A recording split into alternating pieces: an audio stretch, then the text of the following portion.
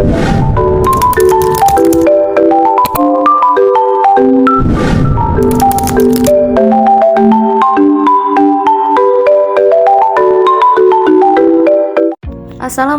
warahmatullahi wabarakatuh. Saya Pramesti Fadila Pamuji Putri. Di sini saya akan menerangkan akidah akhlak kelas 10 semester genap dengan bab ayo menundukkan nafsu syahwat dan glodok. Yang pertama mengenai pengertian nafsu syahwat. Secara istilah, nafsu adalah keinginan seseorang atau dorongan hati yang kuat untuk memenuhi kebutuhan hidupnya. Syahwat secara lughawi artinya menyukai atau menyenangi, yaitu kecintaan terhadap sesuatu sehingga kecintaan itu menguasai hatinya. Kecintaan itu sering menyeret seseorang untuk melanggar hukum Allah Azza wa Jalla dengan tujuan untuk mendapatkan sesuatu yang lezat. Adapun secara istilah syariat, nafsu syahwat adalah kecondongan jiwa terhadap sesuatu yang disukainya sehingga keluar dari batas syariat. Maka hakikat syahwat atau keinginan nafsu adalah kecenderungan kepada sesuatu yang sesuai dengan tabiatnya, watak, dan menjauhi sesuatu yang tidak disukai dan dicintai. Kemudian mengenai bahaya menuruti nafsu syahwat, yang pertama, merusak potensi diri seseorang, mendatangkan kesusahan dan kesempitan, mengakibatkan rusaknya lingkungan alam karena nafsu, melahirkan kerakusan, perampokan, pencurian, manipulasi, korupsi, bahkan kekerasan fisik seperti pembunuhan dan penganiayaan. Lahirnya para pejabat dan pemimpin yang zalim, otoriter, bahkan diktator. Nampak menuruti nafsu syahwat, kesenangan terhadap kelezatan makanan akan menimbulkan berbagai macam penyakit tubuh.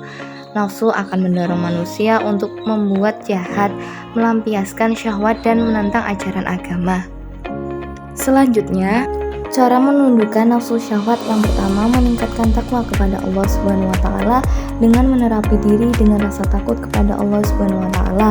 Yang kedua, dengan mujahadah, berasal dari kata al-ijtihad, yaitu berusaha dengan segala kesungguhan, kekuatan dan kesenangan pada jalan yang diyakini benar. Yang ketiga, dengan jalan riyadhah. Riyadhah adalah latihan kerohanian dengan menjalankan ibadah dan menundukkan keinginan nafsu syahwat. Kemudian hikmah menundukkan nafsu syahwat. Yang pertama, menjadi motivasi untuk berbuat baik, beribadah, dan meraih kesuksesan. Yang kedua, hidup lebih tentram dan terkontrol, selamat dan bahagia dunia akhirat. Yang ketiga, terhindar dari perbuatan keji dan mungkar. Yang keempat, disukai banyak orang. Kemudian mengenai pengertian marah atau godok. Marah dalam pengertian godok artinya merasa tidak senang dan panas hati karena sesuatu peristiwa atau sebab-sebab tertentu. Marah adalah sifat alamiah yang ada pada manusia, namun di antara mereka ada yang bisa mengendalikannya dan ada juga yang tidak bisa. Maka disitulah Islam mengajarkan untuk bisa mengendalikan marah.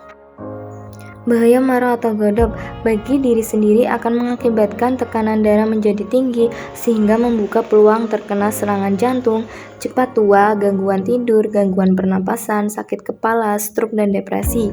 Bagi orang lain dan lingkungan, keputusan dan tindakan orang marah cenderung menambah masalah bukan menyelesaikan masalah, menimbulkan kerusakan hubungan dengan teman, dapat merusakkan keharmonisan keluarga, dapat mengakibatkan rusaknya lingkungan, bisa mengakibatkan pembunuhan. Kemudian cara menundukkan marah atau godok, yang pertama dengan riyadhah, yang kedua dengan mujahadah, dan yang ketiga dengan menahan hawa nafsu. Yang selanjutnya hikmah menghindari marah. Tak tanggung-tanggung Allah Subhanahu wa taala menjanjikan surga bagi mereka yang menahan amarah dan memaafkan. Mereka akan disukai Allah Subhanahu wa taala, sesama manusia dan juga malaikatnya, mendatangkan kebaikan, ditempatkan di surga. Selain itu, orang yang bisa menahan marah akan mempermudah urusan dan memperlancar rezeki. Jadi kesimpulannya, hakikat syahwat atau keinginan nafsu adalah kecenderungan kepada sesuatu yang sesuai dengan tabiatnya atau watak dan menghindari sesuatu yang tidak disukai dan dicintai. Akan tetapi sebenarnya keberadaan syahwat pada manusia itu tidak tercela karena terdapat faedah dan manfaat di dalamnya. Salah satu sifat dari nafsu syahwat adalah tidak pernah terpuaskan. Di saat kita menuruti satu keinginannya, nafsu itu akan menuntut hal lain dan akan terus begitu, sehingga tidak ada habisnya. Marah adalah sifat alamiah yang ada pada manusia, namun di antara mereka ada yang bisa mengendalikannya dan ada juga yang tidak bisa. Maka itulah Islam mengajarkan untuk bisa mengendalikan kemarahan. Nafsu amarah selalu mendorong diri manusia untuk melahirkan perbuatan, sikap, dan tindakan kejahatan atau syahwat hewani dan kesenangan kepada kejahatan. Kecenderungan ini begitu kuat sehingga banyak orang dibuat tidak berdaya kecuali sedikit orang yang mendapat rahmat dari Allah Subhanahu wa Ta'ala.